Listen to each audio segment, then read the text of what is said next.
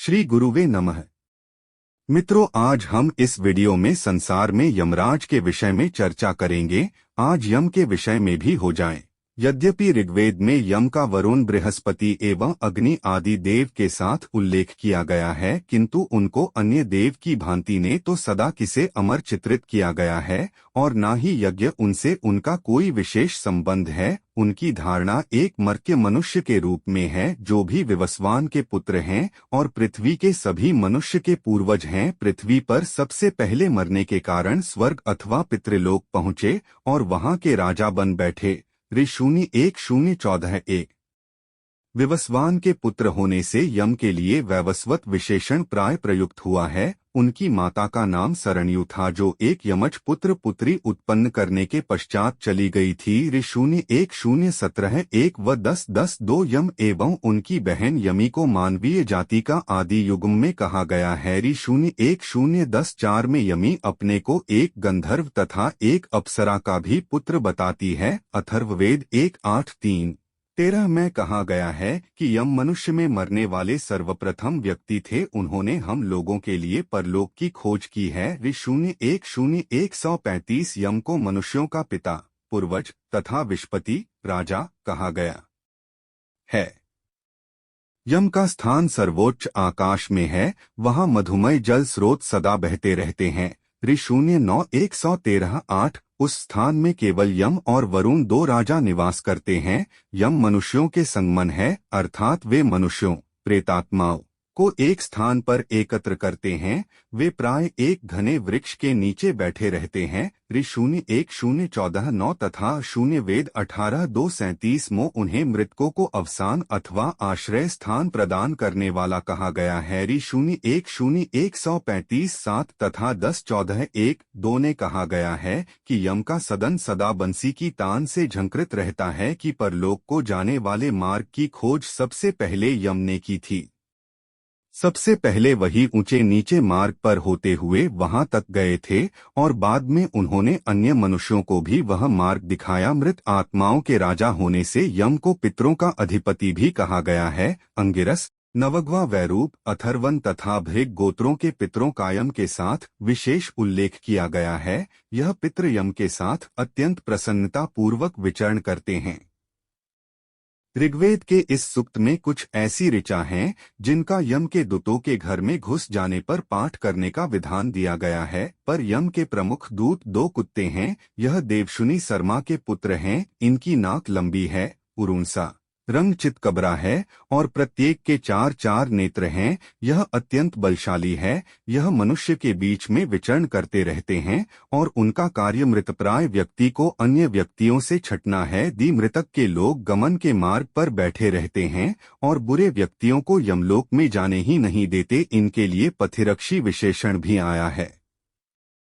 ऋग्वेद में 10-14-11 और मृतक आत्माओं से इनको पार करके दूसरे अच्छे मार्ग से चले जाने को कहा गया है।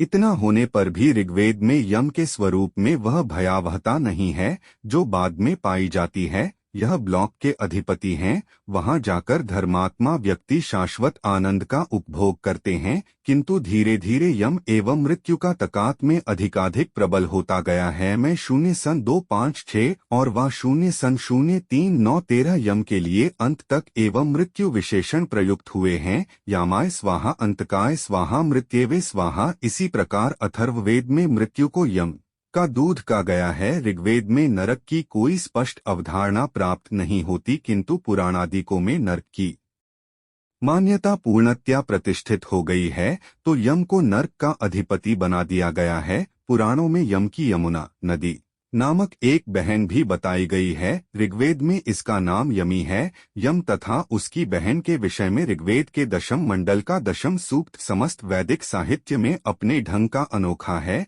इस सूक्त में मानव जाति के सर्वप्रथम युग्म यम और यमी का संवाद है, जिसमें यमी यम को पारस्परिक संभोग के लिए प्रेरित करती है और यम बार बार इस अनैतिक कार्य के लिए मना करते हैं। अवेस्ता में यम और यमी के प्रतिरूप यम और यमेह में परवर्ती साहित्य में परस्पर संयोग वर्णित किया गया है, किंतु ऋग्वेद के कवि ने ऐसा नहीं किया। यमी के इस अनुचित अनुरोध पर यम कहकर चुप हो जाते हैं। ऋग्वेद में यम का जो स्वरूप है, इसका मूल आधार क्या है, यह निश्चित पूर्वक नहीं कहा जा सकता। इसमें मैक्समुलर का मत है कि यम अस्तगत सूर्य को घोषित करता है। वैदिक कवियों के लिए पूर्व दिशा जीवन की प्रतीक थी और पश्चिम निवृत्ति या मृत्यु के कारण 8:67-20 में विवस्वान का मृत्यु से संबंध बताया गया है। अस्ताचलगामी सूर्य सर्वप्रथम मरने वाला मर्त्य है, जो उस समय काल के कथन के अनुसार किसी अज्ञात लोक में चला जाता है।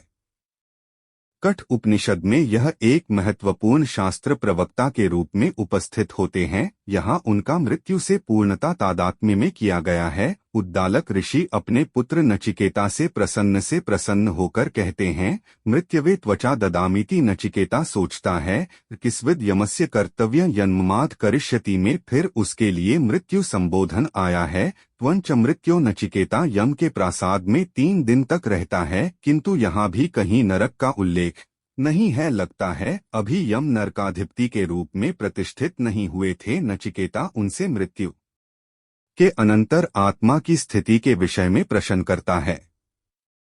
यम के भयंकर रूप से सबसे पहले हम रामायण के उत्तरकांड से परिचित होते हैं। यहाँ उन्हें कालपाशों से युक्त था और अग्नि तथा वज्र के समान भयानक बताया गया है। इनके दर्शन मात्र से ही जीवों के प्राण निकल जाते हैं।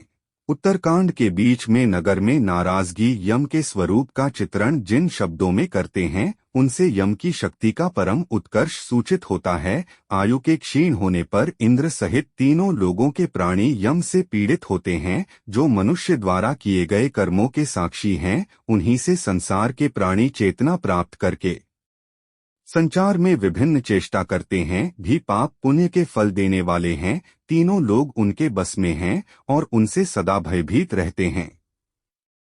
अगर यह वीडियो आपको अच्छी लगी हो तो लाइक शेयर करें और चैनल को सब्सक्राइब करें। धन्यवाद।